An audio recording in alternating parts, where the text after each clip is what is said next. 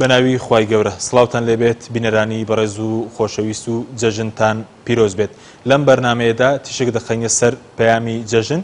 بۆ ئاشتەوایی سیاسی و کۆمەڵایەتی بە میواندارێک لە بەڕێزان دکتۆر محەممەد بامۆکی زانایانی هەروە دکتۆر یەحیا عومەر ڕێشاوی مامۆسای زانکۆ لە سەرەتەدا راپۆرتێک دەبینین دواتر لەگەڵ میوانەکانمان درێژە بەم پرسە دەدەین. پەیامی جەژن ئاشتەوایی سیاسی و کۆمەڵایەتی و لە هەرێمی کوردستانیش ئاشتەوایی سیاسی و کۆمەڵایەتی لە مەترسیدایە. جەژنی ئەم ساڵی ڕەمەزان لە هەرێمی کوردستان لە کاتێکدا بارودۆخی هەوڵاتیان لە دۆخێکی خراپدایە و پەیوەندی نێوان لایەنە سیاسیەکانیش ئاڵۆزە. حزب و لایەنە سیاسیەکانی هەرێم ساڵانە لە یادی جەژن بەیاننامە بڵاو دەکەنەوە و پیرۆزبایی لە خەڵکی کوردستان دەکەن. بەڵام ئەم بەیاننامانە هیچ لە دۆخی خەڵک ناگۆڕن و لە بری ئەوە پێویستە و هێزانەی دۆخەکەیان تێکداوە هەنگاو بنێن بۆ ئاشتەوایی سیاسی. بە پلەی یەکەمی شەوانەی ئاشتەوایی سیاسی و کۆمەڵاتیان تێکداوە هەر خۆشیان دەتوان هەنگاو بنێن بۆ ئاشتەوایی ڕاستەقینە. ئەو بارودۆخەی بەهۆی سیاسەتی چەوتی دەسەڵاتداران هاتۆتە ئاراوە کاریگەری خراپی لەسەر ژیانی کۆمەڵاتی خەڵک دروست کردووە. هاوڵاتیان لە جەژن و بۆنەکانیش ناتوان بە تەواوی گزارش لە خواستەکانیان بکەن. حکوومەتی هەرێمیش پێویستی بە ئاشتبوونەوەی لەگەڵ میلەت و کۆتایی هێنان بە سیستەمی پاشەکەوت. لەم جەژنەدا باشترین جەژنانەی حکوومەتی هەرێم بۆ خەڵک بریتیە لە پێداچوونەوەی بە سیستەمی موچە و باشکردنی دۆخی خەڵک. جەژنانەی لایەنە سیاسەکانیش بریتیە لە کۆتایی هێنان بە ناکۆکیەکانیان و واسێنان لە سیاسەتی تاکڕەوی و خۆسەپاندن و پەیڕەوکردنی پێکەوە ژیانی سیاسی. لە دوای ساڵی 2014 و دروستبوونی قەیرانی سیاسی و ئابووری لە هەرێم بارودۆخێکی خراپ لە هەرێمی کوردستان هاتۆتە ئاراوە و هاوڵاتیان تێیدا بوونە تا قوربانی. تەنانەت بارودۆخەکە ڕنگدانەوەشی لەسەر جەژن و بۆنە ئاینیەکان هەیە و وای کردووە نەتوانرێت جەژن وەک خۆی ئەنجام بدرێت. دووبارە سڵاوتان لێبێت بەڕێزان بەخێربێن سوپاس بامەدەبوونتان جەژنتان پیرۆز بێت زۆر بەخێربێن. زۆر سوپاس کاکتۆر محەممەد ئەگەر لە بەڕێستانەوە دەست پێ بکەین سەرەتا لەوە دەست پێ بکەین جەژن مانای چیە یاخود بۆچی مسلمانان جەژن دەکەن. بسم الله الرحمن الرحیم الحمد لله والصلاة والسلام على رسول الله. منیش پیرۆزبایی جەژنی ڕەمەزان لە مسلمانان بەگشتی یەکەم و لە مسلمانانی کوردستان بە تایبەتی. جەژن بە چەند معنایەک دێ. جەژن بە معنا گەڕانەوە دێ کە لە عەرەبیا پێوتێ عید، گەڕانەوەی خۆشی، کۆبوونەوە و قەرەباڵخی. مەبەست لە جەژن لە ئیسلامە ئەوەیە دوای ئەنجامدانی دوو عیبادەتی گەورە کە عیبادەتی مانگی ڕەمەزانە و عیبادەتی حەجی ماڵی خوایە جەژن دێ. جەژن وەکو خۆشی دەربڕینێک بە دوای ئەنجامدانی ئەو دوو پەرستش و عیبادەتە گەورەی ئیسلام کاریەکەیان پایەکن لە پایەکانی ئیسلام وەکو دەربڕینی خۆشی و شادی و ئاسوودەی بە تەواوبوونی ئەو عیبادەتانە هەرچۆنێک هەر ئینسانێک کە ئیشێک کارێکەکە لە کۆتاییەکە تەواو بێ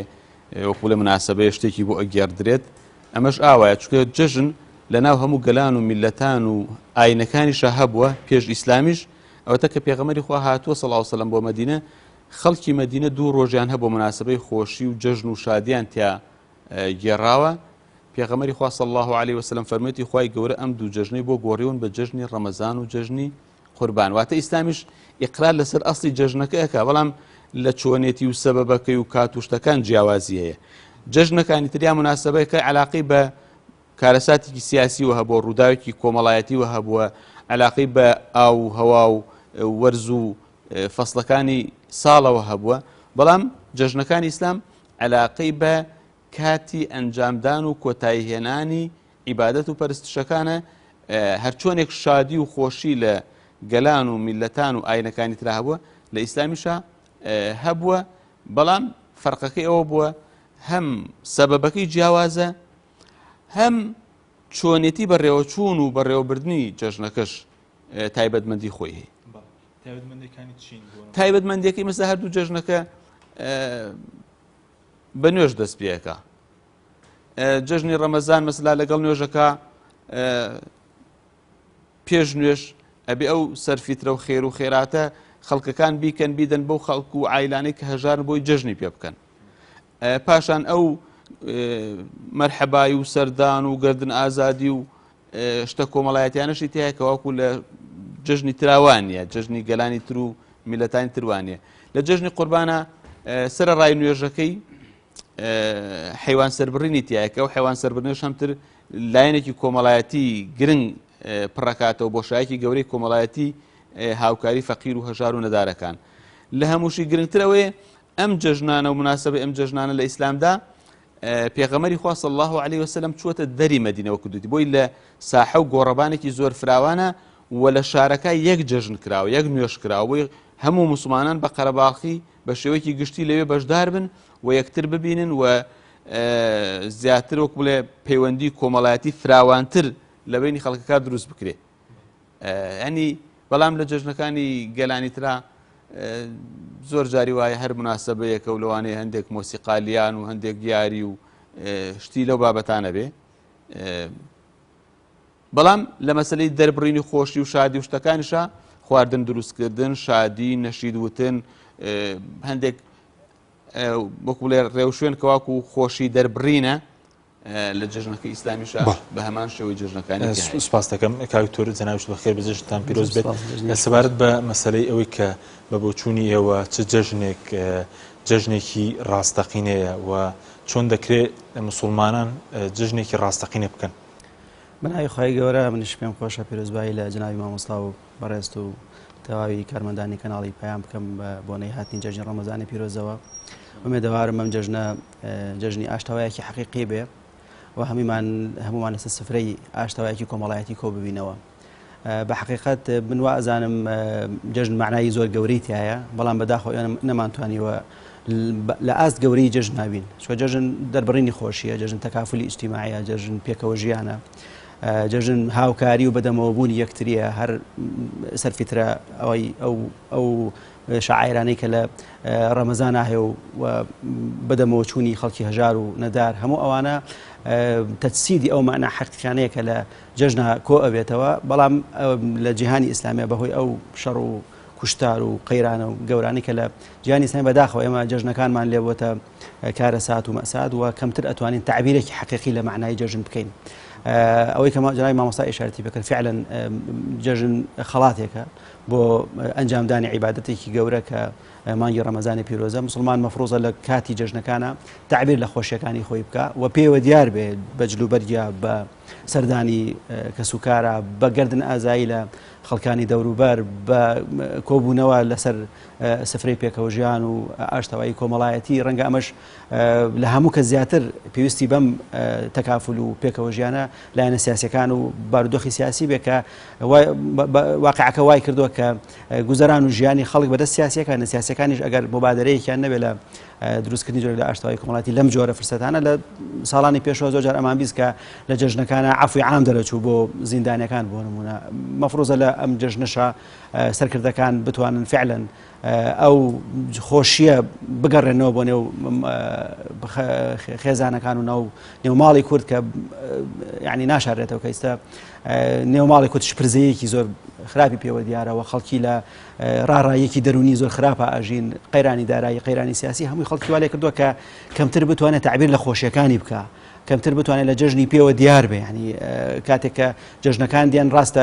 ئیلتیزامێک و پابەندبوونێکی ئاینی خەڵک ئیلتیزامەکە بە نوێژی جەژن و بە سەردانی ماڵان و بە گۆڕینی جلوبەرگ و هەندێک ئیلتیزاماتی تر بەڵام ئەمە زیاتری ئەوێت ئێمە زۆر باش بەزەوەی کە بەرەزوت ئێمە لە معنای جەژن نەگەیشتون و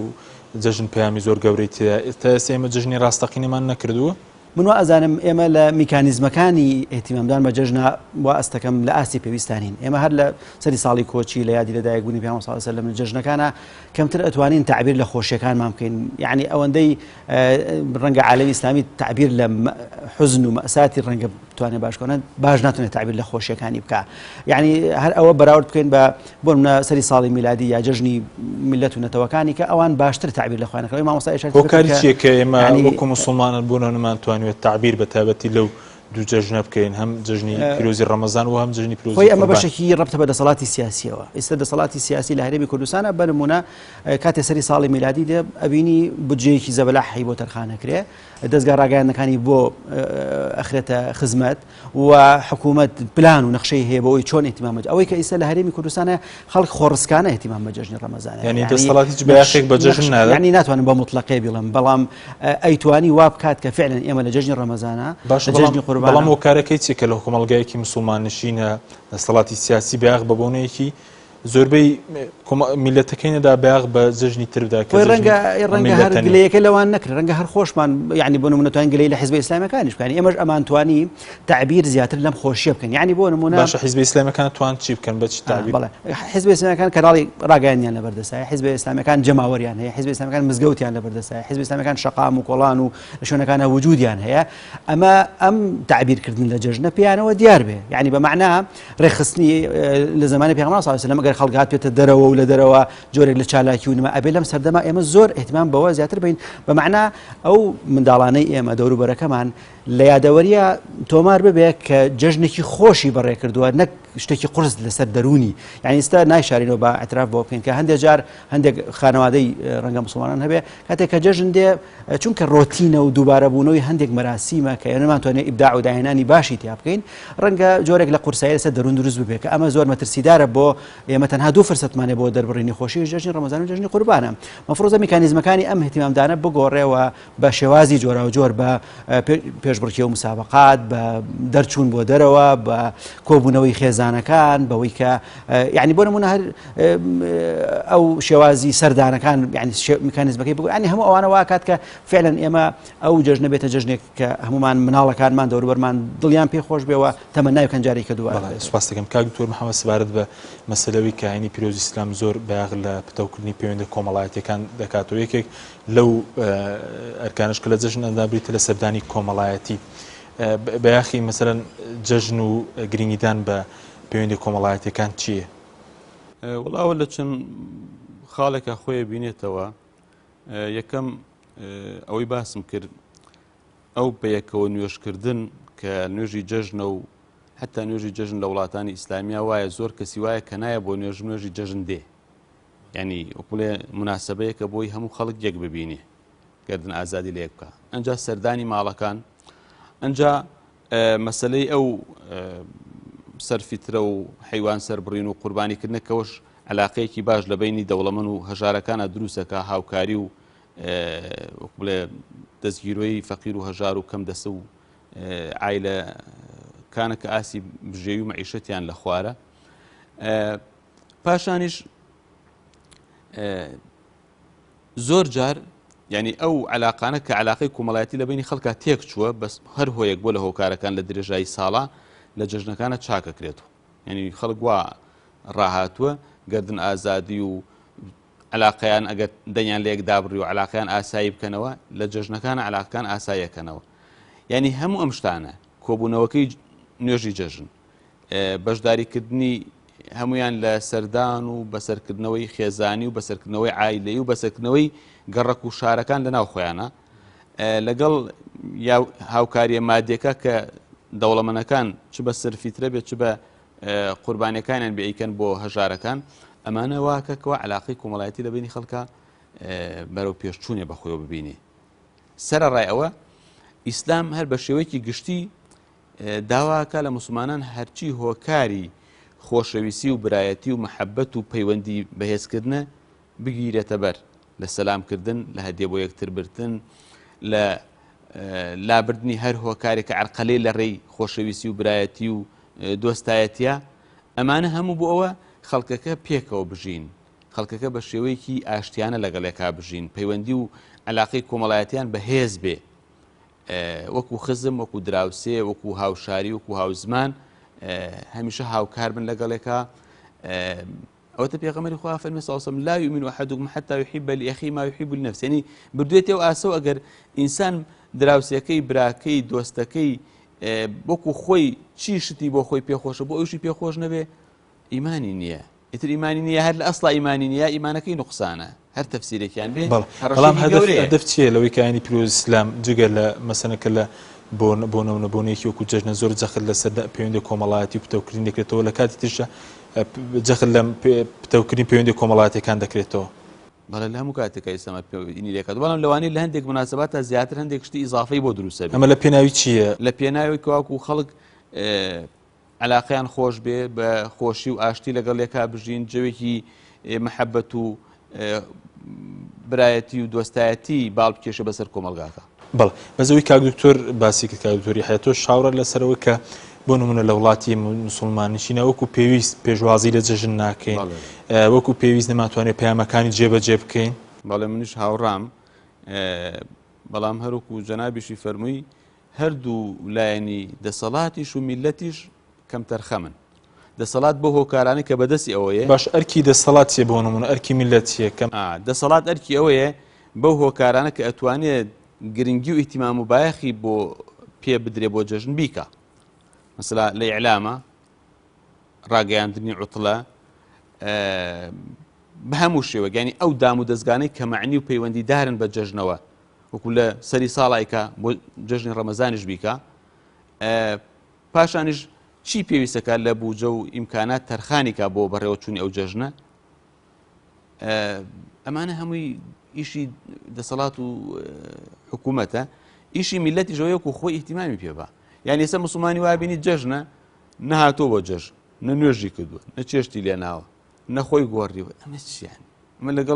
لەگەڵ کەسێکە هەر موسڵمان نێ فەرقی چی؟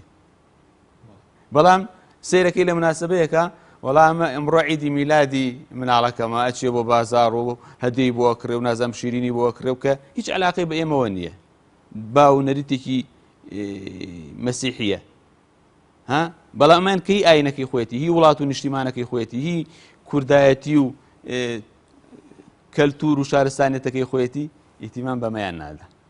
بایەخی پێنا. بەڵێ بەڵام وەکو حیزبی ئیسلامیەکانیش بۆ نمونە کەرنەڤاڵی گەورە نێوانیش کەم تەرخەمیان بەڵێ ینی ئەبێ بەڕاستی وەکوتم لەسەر ئاسی حکوومەت و دەسەڵات، لەسەر ئاسی میلەت، حیزبە ئیسلامیەکانش کەمان وەکو بڵێن نوێنەرایەتێکی ئەو بەشە ئیسلامیەکە لە ناو میلەتەکە ئەمان واجبیانە ئەرکیانە چیان پێەکرێ. بەس بە ئەوەش بڵین یعنی لەوە چێ حیزبە ئیسلامیەکان ئێستش لەم وەزع و زروفا ینی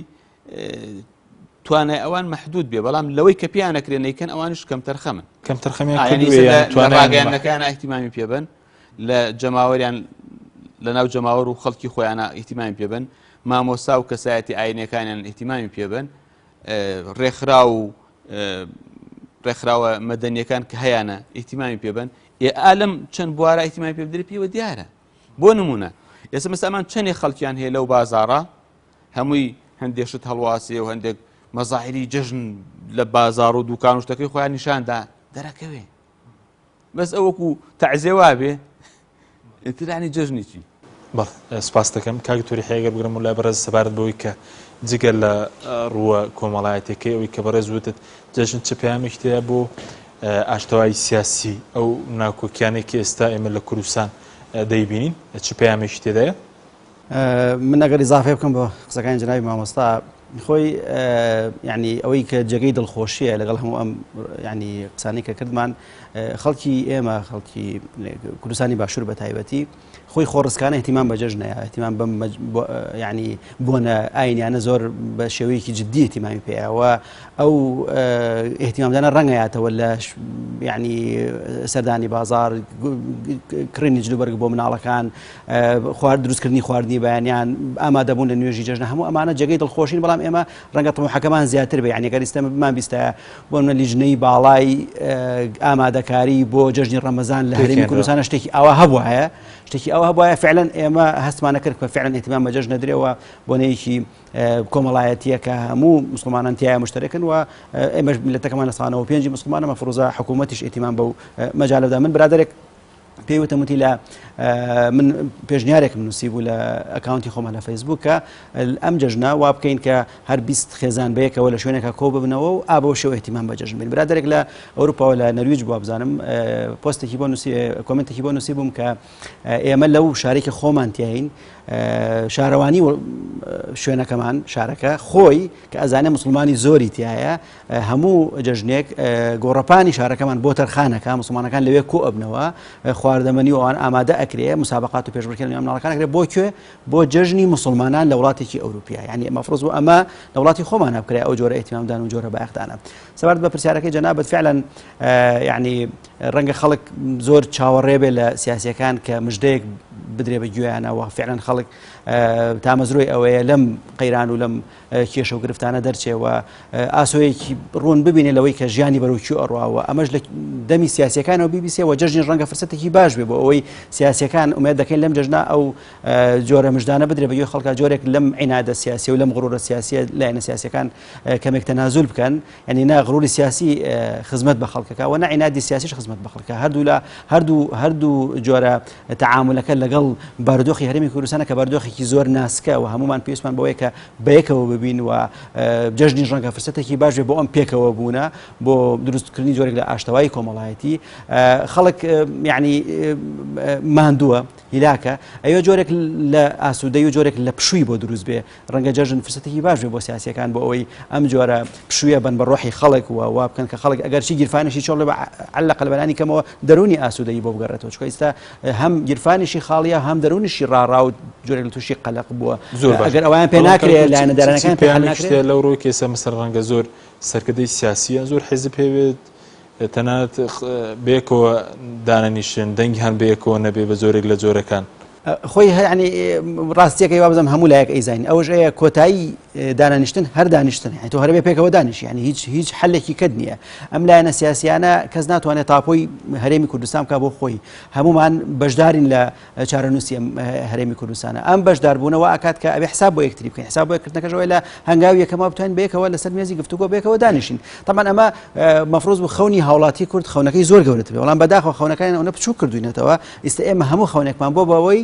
ئەم دوو لایەنە سیاسیە کە خۆی لە پارتی دیموکراتی کوردستان و بزوتنەوەی گۆڕان نبینێتەوە لە سەر مێزی گفتوگۆ بەیەکەوە دانیشن بۆ ئەوەی جۆرێک لە ئومێد و جۆرێک لە هیوا بۆ خەڵک بگەڕێتەوە بەڵام بەداخەوە غڕورە سیاسیەکە و عینادە سیاسیەکە وای کردو کە تا ئێستش ئەو حاڵ ئێمە هەر ئومێدمان هەیە و تەمەنا ئەکەین کە هاچانی سەر ڕەنگە بینەرێک لە شاشەی تەلەڤیزیۆن وڵا ئەم سیاسیانە و ئەم مامۆستایانی زانکۆ هەر ئومێد دەکەن و هەر تەمەنا ئەکەن ینی بەڵام ینی هیچ چارێکی کەمان نییە کە ئومێد دەکەین کە ینی لایەنە سیاسیەکان ئەلەم غڕورە عینادە دەرچن و مژدەیەک بەگوێی خەڵکا بن کە خەڵک چیتر تەحملی ئەم بارودۆخە ناکە و بەرەو ڕەنگە قەیرانی زۆر خراپتریش بکەین بەڵێ سوپاس دەکەم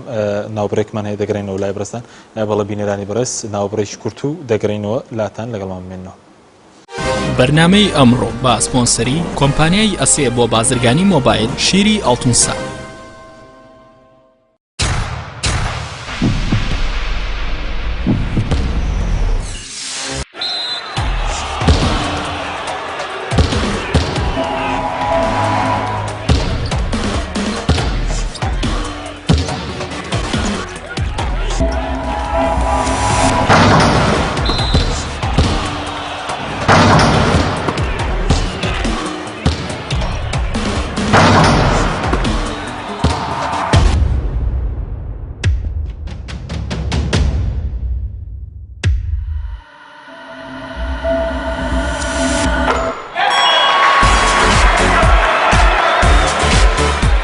سەرکەوتنە گەورەیە تەنها شیری وشکی ئەڵتونسای تەمێکی ڕاستەقینە و 100% سروشتی نۆشی کەو هەمیشە بە بەهێزی بمێنەرەوە نوێترین ئۆفەر لە کۆمپانیای ئەسێەوە ئێستا مۆبایلی زیرەکی ئەسێ Q5S 4G LTE کە بە فینگرپرینت کار دەکات بە قستی مانگانەی تەنها 59,000 پێشەکی و مانگی تەنها 14,000 دینار نوێترین مۆبایلی زیرەک و پێشکەوت و بە نزمترین نرخ بۆ تۆی خۆشەویست ئەسێ Q5S 4G LTE کۆمپانیای بەیزا لە پێنە و بەرەنگاربوونەوەی قەیرانی دارایی و پێشکەشکردنی باشترین ئامێری کارەبایەتی ناوماڵ کۆمپانیای بەیزا بووە بریکاری گشتی کۆمپانیای زەمگی ئیتالی هەروەها فرۆشتنی بەرهەمەکانی باقیستی هەژدەمان بە هاوڵاتیان سەلاجە و مجەمیدە هەموو جۆرەکانی سپلێت تەلەڤیزیۆن و تەبەخ و مڕەشەح فڕن و مایکرۆ گسکی کارەبایی غەسالەی جلشتن و قاپشتن بەیزا مامی هاوڵاتیان کۆمپانیای دنیا دیکۆر. کۆمپانیای دنیا دیکۆر ئامادەیە بۆ دانانی دیکۆراتی ماڵ و شوێنە گشتی و حکومیەکان. کۆمپانیای دنیا دیکۆر هەڵدەستێت بە دروستکردن و دانانی کەوانتەر و ژووری نووسن و ئۆفیسی گەشت و گوزار و جبسم بۆردی مەغریبی و کاغەزی دیواری ئیتاڵی و تەختەی ئەرزی تورکی و ئەڵمانی و جیاکردنەوەی هۆڵ بە HDF و MDF و داری سروشتی. کۆمپانیای دنیا دیکۆر دنیایەک بۆ دیکۆراتەکانتان. ناونیشان سلێمانی فەرعی یەکەم شەقامی بازنەی مەلیک مەحموود بەرامبەر پارکی مەلیک مەحموود. فەرعی دووەم شەقامی بازنەی مەلیک مەحموود بەرامبەر سۆپەرمارکێتی ئاڵتون. فەرعی سێیەم ناوچەی پیشەسازی یەک بەرامبەر تاقیگەی بیناسازی. کۆمپانیای دنیا دیکۆر. ئێستا بۆ یەکەمین جار لە کوردستان و عێراق ئامێری سپرای فۆم چەندەها ئاسانکاری بۆ هاوڵاتیان دەستەبەر دەکات. ئەگەر بێزار بوویت لە گەرمای هاوین و سەرمای زستان یا لە دڵۆپە و شێی بیناکەت، ئەوە ئامێری سپرای فۆم هەموو ئەمانەت بۆ چارەسەرەکات بەبێ دوودڵی. بە مادەی پۆلیۆریا و سپرای فۆم ڕووپۆشی ماڵ و شوێنە گشتی و مەلەوانگە و بەنزیخانەکانتان بکەن. ئامێری سپرای فۆم ئەتوانێت لە تەواوی کوردستان کارەکانتان جێبەجێ بکات. ناونیشان سلێمانی پێشانگای IGT شەقامی بازنەی مەلیک مەحموود بەرامبەر بانزیخانەی بینایی. ئامێری سپرای فۆم. لامینەت و تەختەی ئەرزی تورکی AGT باشترین تەختەی ئەرزی تورکیا با بارزترین کوالیتی دروستکراوە. پێکاتوە لە چەند مواسەفاتێکی بەرز. ئەستوورەکەی 8 ملم و 10 ملم. حاشیەکەی لە ڕەنگی خۆیەتی. ناونیشان سلێمانی شەقامی بازنەی مەلیک مەحموود بەرامبەر بانزیخانەی بینایی. پەیوەندی بکەن بەم ژمارانەوە 070 955 76 50 070 955 76 60. پاکەرەوەی ڤەتەن.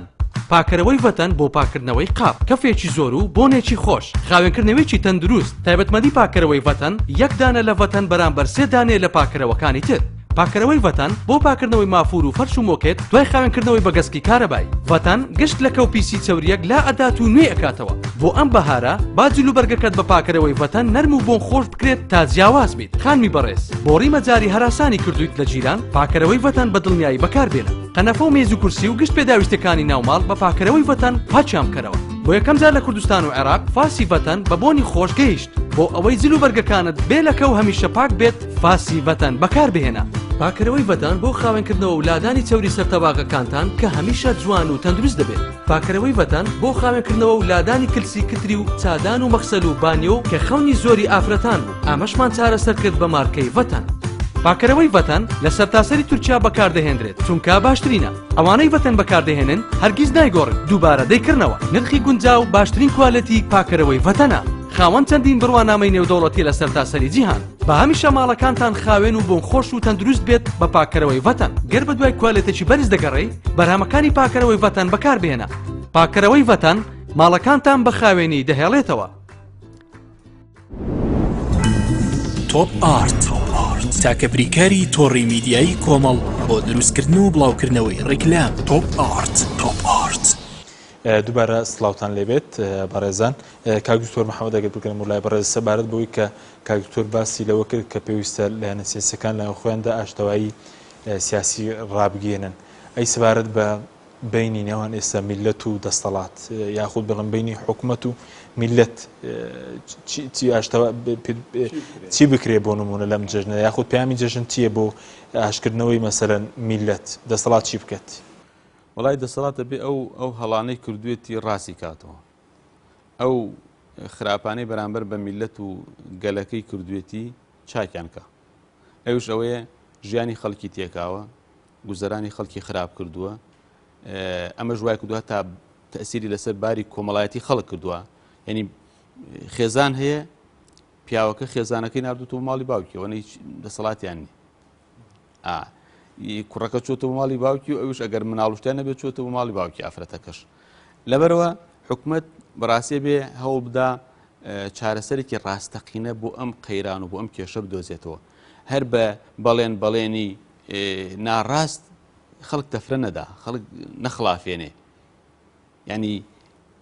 دەست بخاتە سەر برینەکان و عیلاجی وەدانێ و کە هەموو خەڵک سیاسیەکان، ڕۆشنبیرەکان، خەڵکی محەلیلین و ئاگا لە وەزعی کوردستان باوەڕیان بەوەنی ئەم وەزعەوا بێ. ئێوانش بێن ڕۆشنیکەن و یا بە بەڵگە و دەلیل بیسەلمێن وایە فەقەت بەڕاستی قەیرانە و کێشەیە و حکومەت لە ئەزمایە و لە کێشایە، یان ئەگەر وانێ وەزعەکە چاکەن کاکە بۆ ئینتیخاباتانە بۆ دەنگتانە بۆ هەرچێکتانە چاکیکەن با میلەت دەنگتان باتێ ینی میلەت بەڕاستی زۆر بێتاقەتە لە دەسەڵات زۆر گلەی لێ هەیە گەیوەتە یەئەس تەنها ئەوەنە هەیە ئەم ئەڵێ باری لەمە خراپتر ینی ئەوەی پێخراپە کە لەمە خراپتر نەبێ ینی وەزعێکی تر هەنا بەڕاستی میلەت گەیوەت ئەخی دەرەجە بێزاری بێئومێدی ناڕەحەتی تەنها ئەوەنە هەیە ئەڵێ هەندێ وەزعی بەعسی کۆن و هەندێ حاڵاتی ناخۆشی بیناوە ئەوانە دووبارە نەبێتەوە ئەگەر نە ئەمە قبول ناکات لەو زۆر باش بەس ئێستا پێ دوێ جژنانەی حکومەت بۆ میلەت دەبێت چی بێت پێداچوونەوە و سیستەمی پاشەکەوت و ئەو ینی بێت پیاداچوونەوەی بە پاشەکەوتی موچا بکە بازار جوڵەیەک تێبخە ئەو هەموو ئەهلی کەسەبە و ئیشە خزمەت گوزاریەکان ینی ئەو هەموو مقاول و ئەو هەموو خەڵکە کە هیچ کەس ئیشی نەماوە ینی ئەمانە گۆڕانکارێک بکە شتێک بکە ینی ئەوان کاتی ئەم خەیرانەیان دەزایە نەوت 25 دلار و 28 دلار و 30 دلار بوو ئێستا چوەتە 50 و جاری وایە ئەچێتە 6 دلاریشەوە ئێ باش ئەمە چی بوو ئەمە هەر تەواو نەبوو هەر 3 مانگ جارێ مەلەفێکی تازەمان بۆ یەنە پێش وەڵا ئەو قەرزەشمان هاتووەتە سەر وەڵا ئەو قەرزەشمان لەسەرە وەڵا ئەو محکەمەشمان دۆڕان کاکەمە چییە ینی برادرە قسەی جوانی کەوتی باش ئێمە نەوتەکردیان نەوتە فرۆشین خۆگەر نەوتیش بکڕین هەر ئاوا نابێ لەبەرەوە بەڕاستی حکومت واجبێتی حکومەتی خەڵک و میلەتە کەمادەم حکومەتی خەڵک و میلەتە ئەبێ خزمەتی خەڵک بکە ئەبێ داواکاریەکانیان جێبەجێکە ئەبێ مشکلە و گرفتەکانیان چارەسەرکە ئەگەر نە هەر بۆ ئەوە حکومەت بێ ئیش بۆ خۆی بکە و خزمەتی خۆی بکە و میلەتیشی لەبیر کرد بێ بەڕاستی ئەوە حکومەتی پێ ناوتری باش ئێستا بە بۆ چوین تۆ ینی بۆ نمونە ئێستا میلەت کە ناڕازیە بۆی لەگەڵی ئاش بێتەوە دەبێت کۆتای بەم بارودۆخە بێت ئەخر ئەبێ ئەو ئەسبابەکان کەوای کردو میلەت بێزار و بێتاقەت و گلەی و گازندەیەکی زۆری لە حکومەت هەیە ئەبێ ئەو ئەسبابانە نهێڵێ ئەو کارانە لابە کە ژیانی خەڵکی تێکداوە موچەی خەڵکی نەهێڵاوە خزمەت گوزاری نەهێڵاوە بڵێ پەیوەندی کۆمەڵایەتەکانی خەڵکی تێکداوە بەسەریەکە زۆر دیاردەی دزیە و ناشرین کە ئێستا دروستە بێت لە دزی و لە هەندێک وەزع لەوە پێش نەبووە ئەم وەزعانە دروستی کردووە ئەو پێشمەرگانە لە سەنگەرەکان و لە سنوورەکان دیفاع لە کوردستانەکەن خێزانەکانیان کرێی خانوویان نییە پارە لە باخەڵیانان نییە هەندێکیان لە بەردەم مزگەوتەکانە سواڵەکەن ئەو عیب نییە بۆ حکومەت زۆر باشە بەڵام ئەو جۆرەی کەم بارودۆخی کە حکومەت بۆ خەڵکی سەپاندە دوجار کاریگەری دەبێت لەسەر بۆنەکان لەسەر جژنەکان کە نەتوانرێت هاوڵاتیان وەکو پێویست تعبیر لە بۆنە و خۆشیەکانیان بکەن بەتەکید دایمە کوردی قسەیەکیان هەیە ئەڵێ کاسەی پڕ ئاشتی ماڵە یعنی ئەگەر خەڵک دەستی پڕ بوو باخەڵی پڕ بوو شتی هەبوو مناسبە خۆشیەکانشی بە جوانی بە ڕێکوپێکی پێ بەڕێەکرێ بەڵام ئەگەر نەیبوو هەرچەند لە دڵیش و حەسکە ناتوانێت ئەو شتانی کە پێی خۆشە بیکابی ئەنجامیان بە یعنی ئەگەرێکێک نەیبوو پێویستیاتی جەژن دابینکە یعنی تۆ گلەی چی لەیەکی بڵێ وەڵا کاورە بۆ نان و چێژ دروست ناکە و بۆ جلی جوان لەبەر مناڵەکانیان نیە و بۆ خۆی خاتێکی جوانی لە بەرانی هاتوو بۆ نوێژی جەژن و ئێگەر نەیبێ چی بکە ئەوە لە بوو نەکرێ ئەگەر ئەو نەیبوو ینی تر دەسەڵاتی سوپاس دەکەم کاک تۆ سەبارەت بەوەی کە زۆر تاکی لەسەر مەسەلەی دەجەژنوانە پێیان جژن بیتە لە ئاشتەوای هەم سیاسی هەم کۆمەڵایەتێکە دەبێت لە کوێوە بوو نمونە ئەم ئاشتەواییە دەست پێ بکە یاخود ئەرکی کێیە مەسەلەن ئەم ئاشتەواییە بکە هەم لە بینی لایەنە سیاسەکان هەم لە بینی حکومەت و دەسەڵاتدارانیش ئەرکی هەمومانە ینی لە کەسێکەوە کە لە ئەکاونتێکی فەیسبووکی هەیە و پۆستێکە نووسێ کە ڕەنگە ببێتە هۆی شپرزی کۆمەڵایەتی بۆ سیاسیەک کە بڕیار بەدەستە لە شارەکەی خۆیان لە قەزاکەی خۆیان لە پارێزگاکەی خۆیان بۆ ئەندام پەرلەمانێک بۆ وەزیرێک بۆ سەرۆکی حکوومەت بۆ هەموو ئەوانەی بڕیاریان بەدەستە لە وڵاتە هەر یەکە بە پێی مەساحەی توانا و دەسەڵاتی خۆی تۆ ئەتوانی لە ڕێگەی پەیجێکی فەیسبووکیەوە لە ڕێگەی یوتیوبێکەوە شپرزیەکی کۆمەڵایەتی لەناو هەرێمی کوردستانە دروست بکەیت و ئەشتوانی وا بکەیت کە ئێمە بەرەو ئاقارێکی باش ببەی ئەمە طبعا مەسئولیەتی یەکەمەکەوێتە سەر دەسەڵاتی سیاسی ئەوانەی کە نفوزیان بەدەستە ئەوانەی کە ئیمکانیاتی مادیان لایە ئەوانەی کە بڕیاریان بەدەستەوە ئەوانەی کە وڵاتانی دراوسی وڵاتانی دەوروبەر حسابیان بۆ ئەکەن بە ئەمری واقع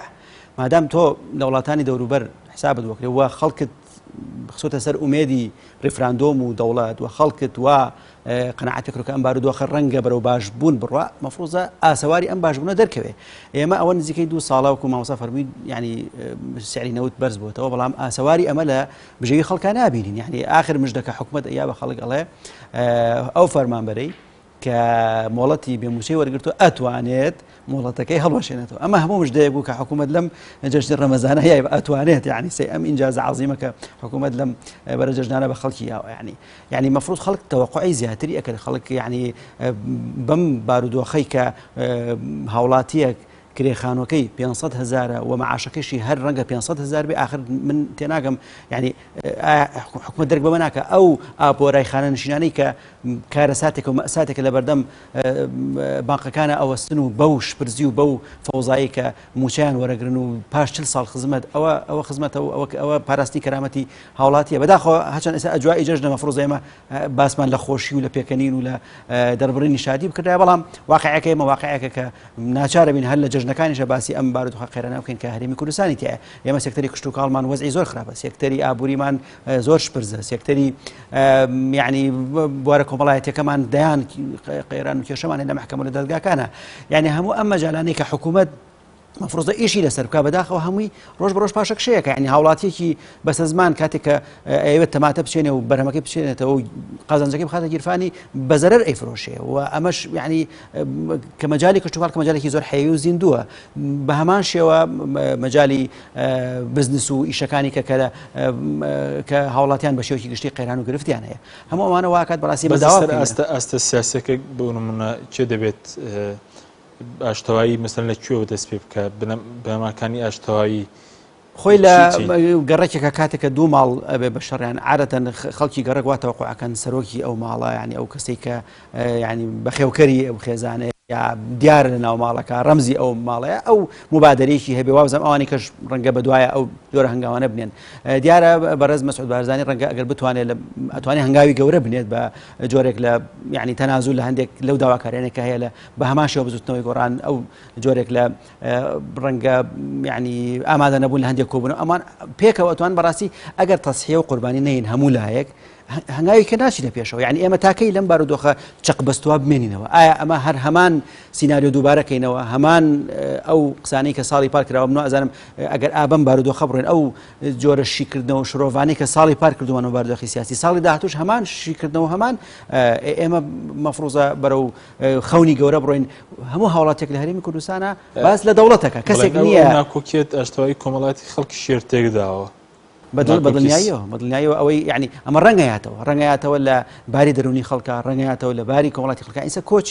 کۆچ بۆ دەرەوە يعني مفروض معقولة لە ساڵی 2017 دوای ئەم هەموو لە بەنی دوو قەوسە گەشەکردنی کە لە ناوچەکان ڕوویا و لە هەرێمی کوردستانەوە مەفروضە تۆ بەرەو خەونی گەورە بڕۆی هاوڵاتی تازە بیلەوە بکاتەوە پەنابەرێتە بەر وڵاتانی دەرەوە و کۆچ بکات بۆ دەرەوە بەو ڕێژە زۆرەی کە لە یعنی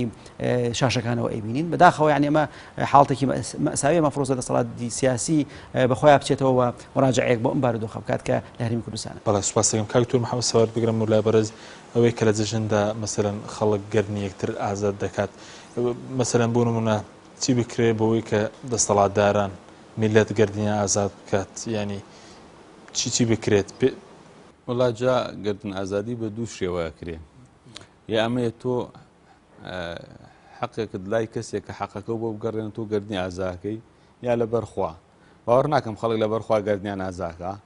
ئەبێوان حەقەکە بۆ خەڵک بگەڕێنەوە جا ئەگەر حەقەکەیان گەڕاندە و کاتە چاوەڕوانشکەن خەڵک گردنیان ئازاکە و لەگەڵیانە ئاشت بێتەوە و بینیان خۆش بێ و متمانە و سیقیان پێ بکەن ئەگەر هەر ئاوا وعد و بەڵێنی درۆ لە دوای درۆ بە خەڵک بدەن خەڵک بێئومێدترە بێ خەڵک ڕەشبینترە بێ و خەڵک ئەم قۆناغی ئێمە تێپەڕێ بەم ناخۆشیە بەڵام جارێکی تر خەڵک ئومێدی نامێنێ بەوەی کوا کورد حکوومەت و دەوڵەت و کیانی سیاسی ئەمانەی هەبێ یعنی ئەلەن فەرموو ئەوە تەجروبەیەکی 20 ساڵیان لە بەردەسا بوو ئیمکاناتی باشیان هەبوو خۆیان وڵاتی خۆیان بەڕێوە ئەبر بەڵام نەیانتوانی وڵاتەکەیان بەڕێوە بەر وڵاتەکەیان تووشی قەیران کرد تووشی برسێتی کرد وەکو مامۆستا فەرمی خەڵکەکەی لە ناچاریا پەنای بۆ ئەوروپا برد لە بەحرا خنکا ئاوای دێت بەڵام ئەگەر ئیرادەیەکی جددی هەبێ ئیرادەیەکی ڕاستەقینە هەبێ قەناعەتمانی ئەوە قورس بێ ئەم چارەسەرە ئەم قەیرانەوەنە گەورە بێ بەڵام ئیرادەی ڕاستەقینەی ئەوێ وابێ ئینسان تەنازول بکە وابێ لە هەندێ عینادی و سواری قسەی بەتاڵ و پڕوپوچوانە بێتە خوارەوە بەڕاستی ئەوانیان ئەم سیاسیانە چوونەتە شوێنێکی زۆر بەرزەوە ئیتر نایەنە خوارەوە بۆ ئاسی خەڵک ناشزانن ژیانی خەڵک چییە ئەڵەن یەکێک لە سیاسیەکانی ئەوروپا میلەتەکەی برسی بۆ توانە میلەت برسیوێتی نان نیە ئەو شتی دەیبا کێک بخۆن ئەمان ژوان لێ هاتووە ئەمان خۆیان لە ژیانێکی خەیاڵی ئاسێکی بەرزی خۆشاژین هەرچی بیانەوێ بە کەیفی خۆیان بۆ خۆیان و ماڵ و مناڵ و حاشێ و دەست و پێوەنیان هەیە میلەتەکەش لە خراپترین ئاسی ژیاندایە ئاشتەوای چۆن دروستە بێ حەکیم ئاشتەوای تۆ بێ تۆزێ ئاسەکان نزیکەیتەوە ئەڵێن جارێک لە دەیەکی ئەم کوردستانە لە ڕابردووە پیاوێکی دەوڵەمەند گەنمی کردووە گەنمەکەی ڕنیوە تۆ بردوێتێ خەرمان بۆی بیکوتێ ئاریان تێبەرداوە شەو کە ئاگریان تێبەراوە خەڵک چۆ بۆ کوژانەوەی بەشێک لەوانش کە چون کوژاندویان تۆ فەقیرەکانی دێکە بوو دوای لەو کاتە هەندێک خەڵکی بێدین و شتە بوون توانە بە فەقیرەکان ئێوە هی ماڵی دەوڵەمەند ئێوە واختانچەوەی فەقیر ئەم شتانە نا ئەم پیاوە هەموو ساڵە زەکاتە بەشێکی ئەو گەنمەی ئێمەی بەشێکی ئەو گەنمە لەبەرەوە بسووتی ئێمەش ئەو بەشەی ئێمەشی تیاسووتی لەبەرەوە ئێمە چوین دیفاع لە هینەکەی خۆمانەکەین دیفاع لە بەشەکەی خۆمانەکەین ئەگەر ئەمانش ئاوەکو ئەو بەقە ئەو دەوڵەمەنە دڵسۆزی فەقیرەکان بوونایە ئەوەنە دڵسۆزی میلەتەکەیان بوونایە ئاوا خەڵک سەبەتەنیانەوە بوو بەڵام ئەگەر ئاوا بن باوەڕکە کەس بەتەنیانەوە نییە ئەم ڕێفراندۆم و شتێش باسیەکەن بەخوا سەری لەی چۆ دەرەچی چونکە خەڵک باخەڵی بەتاڵ و بەدەستی بەتاڵ و بە هیچ هیوایەک ینی ئەڵێ ئەمە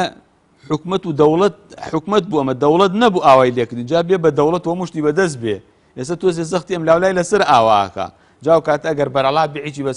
سەرۆ نەمێنە قەید و قیود ئەوێت چیمان لێ بکە زۆر باش بە سەبارەت بەوەی کە داوای لێبوردن چاچەند پێویستە لەم بۆنانە داوای لێبوردن لە خەڵک بکەن کە خۆشیان لە خەڵک تێدا بوون و خەڵک لە جژنەکانیشە نەتوانێت وەکو پێویست یعنی تعبیر لە خۆشیەکانی خۆیان بکەن من زۆر سپاسی ئەم مامۆسانەکەم زۆر خۆیان گرتووە چۆن مەعاشیان نەبوو تخوا ئاخر ئەو قسە ینی بۆ ئەو مەوقیع ئەو قسە ئەکرێ لە باتیەوە تۆ بڵێ خەڵکینە ئێمە زۆر پەشیمانین لەوەی کردومانە ئێمە خراپمان کرد ئێوە میلەتێکی باشن ئێمە بەرپرسێکی خراپین ئێمە نەبوو وابووینایە داوای لێبوردنەکەین لەوەی کردومانە لە مەولاوا نابین لەسەر دەستی ئێوە لەسەر دەستی کیاڵن وعد بدەین لە مەولاوا نەبین کۆتایی بەم زوڵم و ستەم و ناحەقێ بێنن ئەگەر بێن ئاوا گردن ئازای و پەشیمان بوونەوە و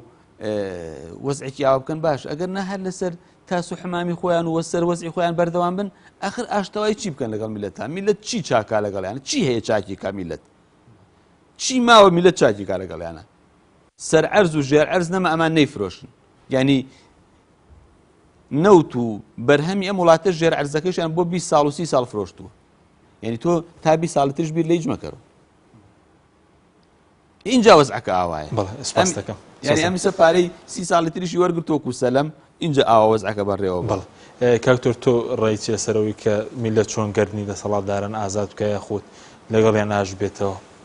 وەڵام من نازانم دەسەڵات چاوەڕێ ئەوە بە میلەت گردنی ئازا بکە ینی دانەنیشت تۆ بە دیارەوەی میلەت ئایا گردنی ئازاکە گردنی ئازانەکە ئەو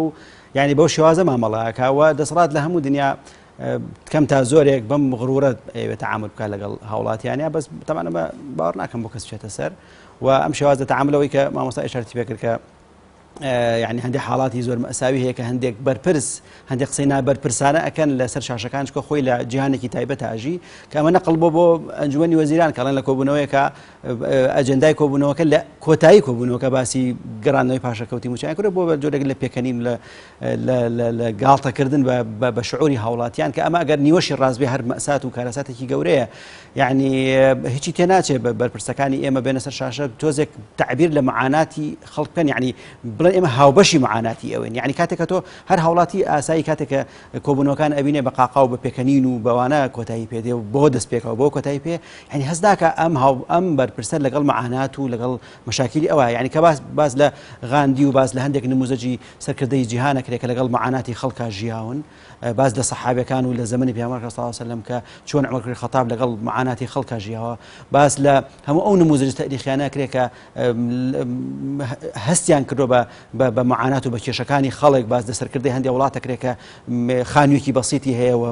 ئۆتۆمبیلێکی زۆر سادەی هەیە هەموو ئەمانە مەفروضە بێتە نموزەج بۆ ئەمانەی ئێمە کە بەداخەوە تا ئێستا نەبووتە نموزەج و ئەوەی ئێمە هەستی پێکەین کە ئەوان یعنی وا دیارە ئەیانەوە ڕۆژ بە ڕۆژ دەوڵەمەندتر بن و منافەسەکە بۆتە منافەسەی بزنس ئێستا یعنی کام لایەنە سیاسی ئەتوانێت زۆرترین پشکی بزنس بۆ خۆی پەیداکە و کوڕەکانی بنەماڵەکەی کە سوکاری لە شوێنی سێکتەر و ینی شوێنی حەوی و زیندووا دابنێ ئەوە سیاسێکی سەرکەوتو کە بەداخەوە سیاست بەمە نابێتە وەسیلەیەک بۆ خزمەتکردن بە خەڵک بەڵکو بێتە وەسیلەیەک بۆ دەوڵەمەند بوون کە ئەمەش واقع تاڵەکەیەکە لە هەرێمی کوردستان هەیە بەداخەوە زۆر باشە دوای پرسیارم سەبارەت بە مەسەلەی ئەوەی کە جەژنی بەرپرسان وەکو جەژنی میلەت نییە بێگومان بەس ئەوەی کە خەڵکێک کە حکوومەتیش لا لە خەڵکی هێژار نەکات ئەو کەسانی کە دەوڵەمەند و سەرمایه‌دارن چۆن دەتوان لەم جەژنە دڵێ و کەسانە کە خۆشکن کە نەدارن و هەژار من هەموو جارێ لە شاشەکانە کە ئەم ڕێکخراوەی خێرخوازیانە لە هەرێمی کوردستان بینم زۆر دڵم پێی خۆشە بێ و زۆر بێتاقەتیشە دڵم خۆشە بێ بۆی کە ئەوەنە ڕێکخراومان هەیە کە فعلا ئێتیمان بەهژە بۆش بێتاقەتم کە ئێمە لە وڵاتێکی هەموو گیانی ناز و نیعمەت و خێراتی دنیا لەم وڵاتە هەیە بەداخەوە ئێمە ئەبێ وەکو تعاملی سۆمال بکەین لەگەڵ هاوڵاتیانی خۆمانەوە تا ئێستاش خەڵکی نەداری وا هەیە کە ئامادەیە مانگەنە 100,000 وەگرێ بۆ بژێوی ژیانی کەس و کارەکەی کە ئەمە بەڵام لایەنە گەشتبینەکەی ئەوەیە کە ینی سوپاس بۆخوا کە لە هەرێمی کوردستان ئەو ڕێکخراوە خێرخوازیانەوە